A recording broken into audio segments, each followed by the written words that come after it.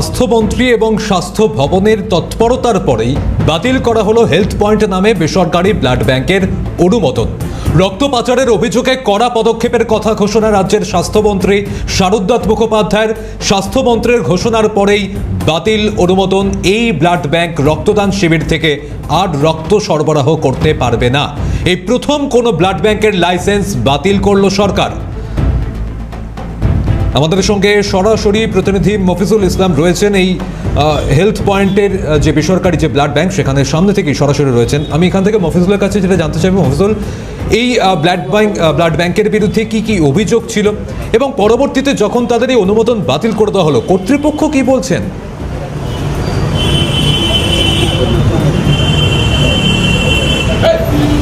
দেখে একটা কথায় গতকালকে স্বাস্থ্যমন্ত্রী বলেছিলেন যে হেলথ পয়েন্ট ব্লাড ব্যাংক কর্তৃপক্ষ বলা অবধি দুর্নীতি করেছে, তাই তাদের লাইসেন্স বা রেজিস্ট্রেশন বাতিল করতে সরকার বাধ্য হয়েছে। মানে এত পরিমাণ তাদের দুর্নীতি এবং বাইরে থেকে এ রাজ্যের মানুষের দান করা রক্ত তারা শিবির করে সেখান থেকে দানের রক্ত নিয়ে আসছে এবং সেগুলোকে বাইরে পাচার করে দেওয়া হচ্ছে। অথচ যারা রক্ত দিচ্ছেন এই ব্লাড ব্যাংকের জন্য রক্তদান শিবিরের মাধ্যমে, তারা কিন্তু অনেক সময় এই ব্যাংকে এসে রক্ত পান না। আজকে দুজন মানুষ এই মুহূর্তে আমার সঙ্গে রয়েছেন যারা কিন্তু এই দেখো তাদের কাছে কার্ড রয়েছে, হেলথ পয়েন্টের কার্ডই কিন্তু রয়েছে। তারা এই হেলথ পয়েন্টের যে ব্লাড ব্যাংক শিবির হয়েছিল, রক্তদান শিবির বারুইপুরে, সেখানে তারা রক্ত দিয়েছিলেন, তার কার্ড রয়েছে তাদের কাছে। কিন্তু আজকে তাদের প্রয়োজনীয় রক্ত নিতে এসে তারা দেখেন যে এই ব্লাড ব্যাংক সম্পূর্ণরূপে বন্ধ। কোথা থেকে আসছেন আপনারা? বারুইপুর থেকে। আপনারা এই যে হেলথ পয়েন্টের কার্ড নিয়ে এসছেন, এদের কি কোনো ক্যাম্প হয়েছিল আপনারা? আমাদের ওখানে ক্যাম্প হয়েছিল, সেই ক্যাম্পে আমাদের ওখানে 600 ডোনার ব্লাড নিয়েছিল। 600 ডোনারের ব্লাড নিয়েছিল। 600 ডোনারের ব্লাড নিয়েছিল। আচ্ছা, সেই কার্ড নিয়ে আপনারা এসে কি দেখলেন? এসে দেখি তো এখানে বন্ধ, জিজ্ঞাসা করছি আশেপাশে, বলছে ব্লাড ব্যাংক বন্ধ হয়ে গেছে। ব্লাড ব্যাংক সম্পূর্ণরূপে বন্ধ হয়ে গেছে, এই খবরটা জেনেছেন? না, জানি না, আমরা তো এখানে এসে জানলাম। এদের লাইসেন্স বাতিল করে দিয়েছে সরকার, কেন জানেন? না, সেটা বলতে পারবো না। এই যে আপনাদের ওখানে ক্যাম্প করতে গেছিল হেলথ পয়েন্ট, এদের বিরুদ্ধে অভিযোগ হচ্ছে যে এইভাবে বিভিন্ন জায়গায় ক্যাম্প করতে যায়, গিয়ে প্রচুর গিফট দেয়। আপনাদের দিয়েছিল? গিফট মানে কি? সাধারণত গিফট, সেটা না দেওয়ার মতো। কি দিয়েছিল? যে ধরনের একটা করে তোয়ালি দিয়েছিল।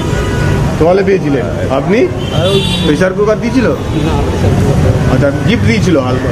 এদের বিরুদ্ধে অভিযোগ হচ্ছে এটা গিফট দেওয়ার নাম করে প্রচুর মানুষকে প্রলোভন দেখিয়ে রক্ত দিতে উৎসাহ করে। সেখানে এটা হয়েছিল 600 ডোনার ব্লাড দিয়েছে। হ্যাঁ, 600 ডোনার ব্লাড দিচ্ছে। আমাদের দুশো কার্ড দিয়েছিল ওখানে। আচ্ছা, যে দুটো কার্ডে অবধি ব্লাড আমরা পাবো। আর এখন অবধি আমরা দুটো কার্ড নিয়ে এসে থেকে দুটো কার্ডে ব্লাড আমরা পাচ্ছি না। এখন 600 জন ডোনার রক্ত দিয়েছিল, কার্ড দিয়েছিল 200, আর 400 কার্ড দেয়নি। তাহলে দেখতে পাচ্ছি এখানেই কিন্তু সব থেকে বড় মানে এই দুর্নীতির অভিযোগ। 600 জন মানুষের কাছ থেকে রক্ত নিয়েছে, নিয়ে 200টা কার্ড দিয়েছিল। একটা কার্ডে কত পাবেন? একবারই তো পাওয়া যায় নাকি? একবারই। এটাই তো বড় দুর্নীতি। এই দুর্নীতির কারণেই হচ্ছে এদের লাইসেন্স বাতিল করা হয়েছে। আমাদের কাছ থেকে এই কার্ডটা জমা নিয়ে একটা কার্ডে একবারই পাবো। তাহলে এই যে এত বড় আপনাদেরকে ঠকিয়ে রক্ত নিয়ে বাইরে পাচার করে দেওয়ার মতো অভিযোগ ছিল এদের বিরুদ্ধে। এটা তো মানুষের জীবন দিয়ে সিনেমিনেই খেলছে না, তো ঠিক নয় না। আপনারা এখন কি করবেন? আমরা প্রয়োজনীয় মতো রক্ত দিয়েছি। এখন যদি প্রয়োজন মতো আমরা যদি রক্ত না পাই, তাহলে তো পেশেন্টের ক্ষতি হতে পারে। একদম। আপনারা এখন কি করবেন? এখন আমরা কি করবো স্যার, এইটাই বলবো। আমরা তো গরিব মানুষ, এখন কি করতে পারি? আমরা বলুন, পরামর্শ দিন আমাদের, আমরা কি করতে পারি। একেবারে স্বাভাবিক। ওই কি পেশেন্টের কি অবস্থা যার জন্য রক্ত নিতে?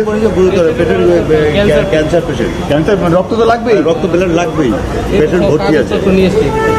দেখো সব তাদের যিনি পেশেন্ট তিনি হচ্ছেন একজন ক্যান্সার আক্রান্ত রোগী, মরণ রোগে আক্রান্ত, তার রক্ত খুব জরুরি।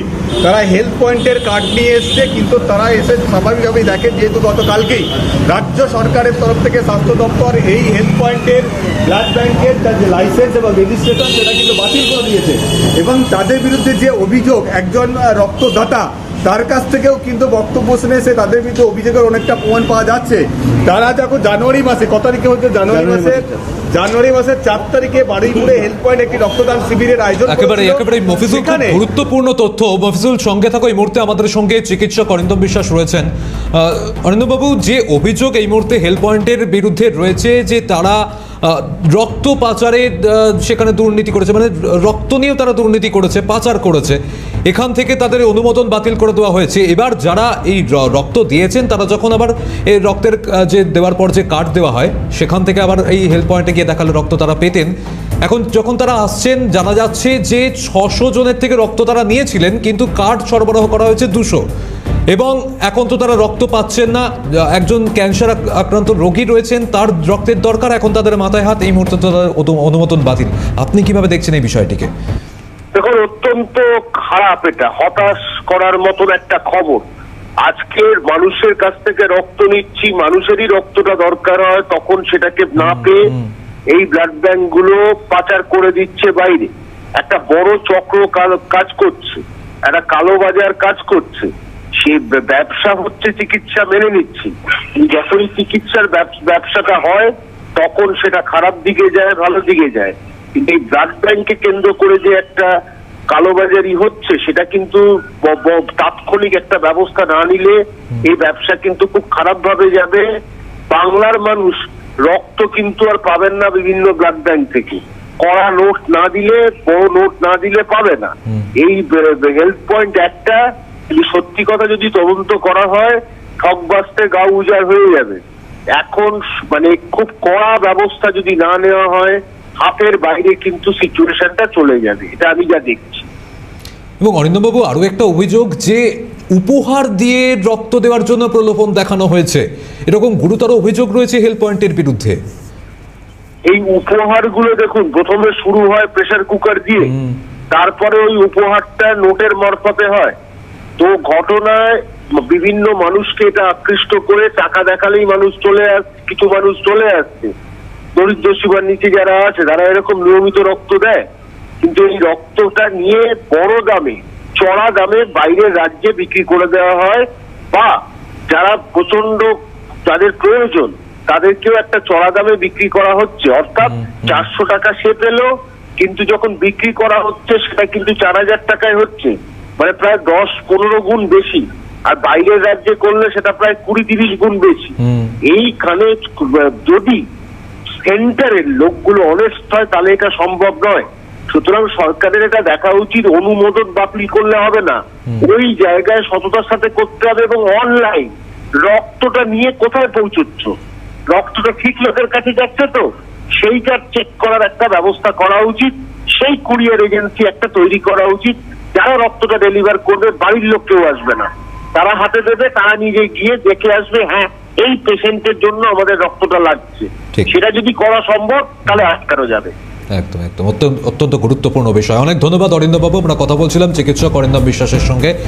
এই মুহূর্তে আমাদের সঙ্গে সরাসরি প্রতিনিধি মফিজুল ইসলাম রয়েছেন। মফিজুল, যে বিষয়টা আমরা দেখতে পেলাম যে গুরুতর অভিযোগ রয়েছে, মানে উপহারের প্রলোভন দেখিয়ে রক্ত সংগ্রহ করা, আবার দেখা যাচ্ছে যে 600 জনের কাছ থেকে রক্ত নেওয়া হয়েছে, কিন্তু সেখানে কার্ড সরবরাহ করা হয়েছে 200টা। তো সেই জায়গা থেকে তো মারাত্মক অভিযোগ তো এই হেলথ পয়েন্টের বিরুদ্ধে। যেটা জানতে চাইছিলাম যে কর্তৃপক্ষের কোনো প্রতিক্রিয়া কি পেয়েছো?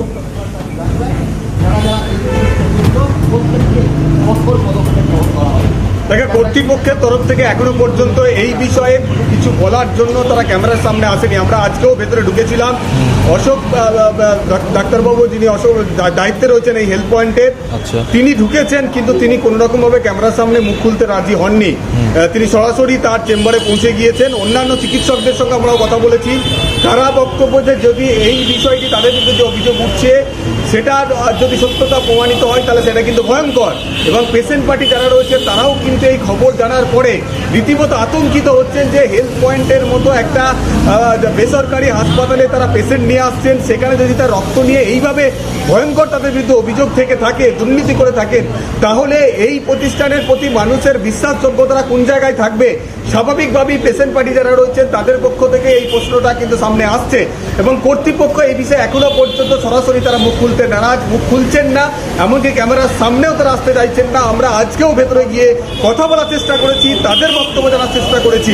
আমি হেলথ পয়েন্টের ভেতরে যে ব্লাড ব্যাংক, সেখানে একটু দেখাবো যে যেখানে একটি নোটিশ দেওয়া হয়েছে আমরা এর আগে 4 দিন আগে গত 30 তারিখে দেখিয়েছিলাম একটি ছোট্ট নোটিশ যেখানে blood not available for any blood groups বলে লেখা ছিল। এই যে নোটিশ আজকে আমরা এসে যেটা দেখলাম, blood centre operation is currently stop as per order, অর্থাৎ রাজ্য সরকার যে অর্ডার দিয়েছে সেই মোতাবেক তারাও কিন্তু এই ব্লাড ব্যাংকের সমস্ত রকম অপারেশনাল পার্ট স্টপ করে রাখা হয়েছে, সেটা কিন্তু ইতিমধ্যে জানানো হয়েছে। একটু আগে যে দুজন রক্তদাতা বা ডোনার তারা যে কার্ড নিয়ে এসেছিলেন তাদের বক্তব্যে কিন্তু আরো মারাত্মক অভিযোগ এই হেলথ পয়েন্টের বিরুদ্ধে, যে 600 জন ডোনার তারা কিন্তু রক্ত দিয়েছেন, তার মধ্যে মাত্র 200টা কার্ড ইস্যু করা হয়েছে। একটা কার্ডে কিন্তু একজনকেই তার প্রয়োজনীয় রক্ত বিনামূল্যে দেওয়া যায়, কিন্তু 600 জনের মধ্যে যে 400 জনকে কার্ড দেওয়া হলো না, তার মানে ওই 400 জনের যে রক্তটা এই হেলথ পয়েন্ট ব্লাড ব্যাংক রক্তদান শিবিরের মাধ্যমে নিয়েছে, ওই 400 জনের রক্ত যে দাতা 400 জন রক্তদাতা তারা কিন্তু বিনামূল্যে এই হেলথ পয়েন্ট থেকে আর রক্ত তারা পাবে না। অর্থাৎ তাদের কাছ থেকে সেই রক্ত 400 জন রক্তদাতার রক্ত বারুইপুর থেকে জানুয়ারি মাসের 4 তারিখ তারা কিন্তু কার্যত রক্ত শুষে নিয়ে চলে এসেছে এবং সেই রক্তগুলোই তারা কিন্তু বাইরে বিক্রি করেছে। ফলে এইভাবেই কিন্তু চরম দুর্নীতি চালিয়ে গিয়েছে এই হেলথ পয়েন্ট, যার টাকার পরিমাণ কোটি কোটি টাকা, এমনটা কিন্তু স্বাস্থ্য দপ্তরের তরফ থেকে বারবার বলা হচ্ছে। ফলে এত বড় দুর্নীতি যাদের বিরুদ্ধে, এবং স্বাস্থ্যমন্ত্রী নিজে বলছেন যে এই হেলথ পয়েন্ট কর্তৃপক্ষ বলা অব্দি দুর্নীতি করেছে এই ব্লাড ব্যাংককে আড়ালে বা তাদের ব্লাড ব্যাংকের পেছন থেকে, যে কারণেই তাদের লাইসেন্স এবং রেজিস্ট্রেশন এবং ব্লাড ব্যাংকের যাবতীয় ক্ষমতা সবকিছুই কিন্তু কেড়ে নেওয়া হয়েছে এবং লাইসেন্স বাতিল করে দিতে বাধ্য হয়েছে রাজ্যের স্বাস্থ্য দপ্তর। 11টি ব্লাড ব্যাংক এরকম কিন্তু সরকারের স্ক্যানারে রয়েছে, তার মধ্যে হেলথ পয়েন্ট এই ব্লাড ব্যাংকের প্রথম যার লাইসেন্স কিন্তু বাতিল করলো স্বাস্থ্য দপ্তর। ফলে এই পরিস্থিতির মধ্যে দিয়ে এখন কিন্তু এই ব্লাড ব্যাংকের সমস্ত কাজকর্ম বন্ধ, রক্তদাতারা কার্ড নিয়ে আসছে, তারা ফিরে যাচ্ছে। যে দুজন রক্তদাতা বারুইপুর থেকে এসেছিলেন তাদের ক্যান্সার একেবারে অর্থাৎ বোঝাই যাচ্ছে যে এই পরিস্থিতিতে একদিকে যেমন রক্তদাতাদের মাথায় হাত পড়েছে কারণ তারা তো রক্ত পাচ্ছেন না, আর এদিকে এই হেলথ পয়েন্টের বিরুদ্ধে আরো গুরুতর অভিযোগ সামনে আসছে। অবশ্যই বাদবাকি সেন্টারগুলির দিকে নজর থাকবে। মফিজুল, আপাতত ধন্যবাদ জানাচ্ছি। এই ওঠ ওঠ ওঠ ওঠ ওঠ, ঠিক আছিস তো? উত্তর পশ্চিমবঙ্গ সরকার। দেখুন, যেভাবে রাজ্যে এই রক্ত পাচার এবং দুর্নীতির অভিযোগ সামনে আসছে ব্লাড ব্যাংকগুলির বিরুদ্ধে, এ বিষয়ে কড়া প্রতিক্রিয়া দিয়েছেন রাজ্যের মন্ত্রী দিলীপ ঘোষ। তিনি বলছেন যে কয়লা, বালি, জমি, মানুষের রক্ত অঙ্গ পাচারের ব্যবসা হতো এখানে, সেগুলো ধরা পড়েছে, আর দুর্ভাগ্যবশত তাদের লোকেরাই জনপ্রতিনিধি হয়ে গিয়েছিল, অর্থাৎ সরাসরি তৎকালীন তৃণমূল সরকারকে নিশানা দিলীপ ঘোষের। কয়লা, বালি থেকে আরম্ভ করে জমি আর মানুষের রক্ত শুধু নয়, মানুষের অঙ্গ প্রত্যঙ্গেরও ব্যবসা হতো এখানে, সেগুলো ধরা পড়েছে আগে। আর দুর্ভাগ্যবশত তাদের লোকেরাই জনপ্রতিনিধি হয়ে গেছিলো, তাদের টাকায় রাজনীতি করতো, নেতা, মন্ত্রী, এমএলএ, এমপি হয়ে গেছে। তো আরও অনেক বেরোচ্ছে, আরও বেরোবে অনেক কিছু। পাশাপাশি রাজ্যের পুর নগরোন্নয়ন মন্ত্রী অগ্নিমিত্রা পাল তিনি বলছেন যে সত্যি মমতা বন্দ্যোপাধ্যায়ের হাতে দাগ আছে রক্তের, রক্ত বিক্রি করে বেশি রক্ত টেনে অর্গান বিক্রি, এটা ভাবাই যায় না একটা সরকার টাকার জন্য এতটা নিচে নামতে পারে। কি বলেছেন তিনি, শোনাবো আপনাদের। না মানে আমরা বলতাম আমাদের রাজনৈতিক স্লোগানে যে এক্স মুখ্যমন্ত্রীর শাড়িতে রক্তের দাগ আছে, আপনার হাতে রক্তের দাগ আছে, কিন্তু সত্যি মমতা ব্যানার্জি আপনার হাতে দাগ আছে রক্তের? অফকোর্স মহিলাদের খুন করা হয়েছে, রেপ হয়েছে, ভাইদের ঝুলিয়ে দেওয়া হয়েছে অন্য দল সে করছে বলে, কিন্তু আজকে রক্তের মতো জিনিসকে বিক্রি করে বেশি ব্লাড টেনে সেখান থেকে প্লাজমা বের করে অর্গান বিক্রি হচ্ছে, মানে এটা ভাবাই যায় না যে একটা সরকার সে টাকার জন্য এতটা লেভেলে নামবে। মানে বালি বিক্রি করছে টুলু মণ্ডল, ওইদিকে কালকে মেদিনীপুরে পাওয়া গেছে পাথর, গাছ, জল, বোল্ডার, মানে কিছু বাকি নেই, কিন্তু রক্তটাও ছাড়লেন না, প্লাজমাটাও ছাড়লেন না, অর্গানগুলোও ছাড়লেন না। আর এই বিষয়ে আমরা কথা বলেছিলাম চিকিৎসক অনিকেত মাহাতোর সঙ্গে, তিনি কি বলেছেন শোনাবো। ধরনের মধ্য দিয়ে স্বাস্থ্য দুর্নীতির যে চিত্র, সেটা আমরা বারবার বলে এসেছি, সেই জায়গাটাই ধীরে ধীরে সামনে আসছে। কিন্তু প্রয়োজন সেটা হচ্ছে যে যথাযোগ্য তদন্ত করে শাস্তি দেওয়া প্রয়োজন। শুধু প্রশ্ন তুললাম, বিতর্ক হলো, এইগুলোর মধ্য দিয়ে যদি থাকি তাহলে একটা দিক, কিন্তু শাস্তি দেওয়ার দিকে আমাদের যাওয়া উচিত। রাজ্য সরকার বা স্বাস্থ্য ভবনের কর্তা ব্যক্তিদের এই বিষয়গুলো চিন্তা করা উচিত, এবং পাশাপাশি এই বিষয়টাও চিন্তা করা উচিত দিনের পর এই দুর্নীতি চলছিল, অথচ স্বাস্থ্য ভবনের এই যে কর্তা ব্যক্তি যারা ছিলেন, প্রিন্সিপাল সেক্রেটারি তো এই আমাদের নারায়ণ স্বরূপ নিগম স্যারই ছিলেন, তাহলে তাদের নাকের ডগা এই ধরনের দুর্নীতি হয়ে যাচ্ছিল, অথচ তারা জানতে পারছেন না, অথচ তাদের ব্যাপারে তাহলে পূর্ণাঙ্গ তদন্ত হওয়া উচিত। রক্ত বিক্রিতে পূর্বতন সরকারের নজরদারি না থাকার অভিযোগ। সাধারণ মানুষ রক্ত দান করেন একটি মানুষকে বাঁচাতে, কেউ রক্ত দেয় স্বেচ্ছায় কাউকে বাঁচাতে, সেখানে সেই রক্ত বিক্রি করে অসাধু ব্যবসায়ীরা মুনাফা করছে। এই ঘটনা লজ্জার। প্রতিক্রিয়া মেডিকেল ব্যাংকের সাধারণ সম্পাদক ডক্টর আশিসের।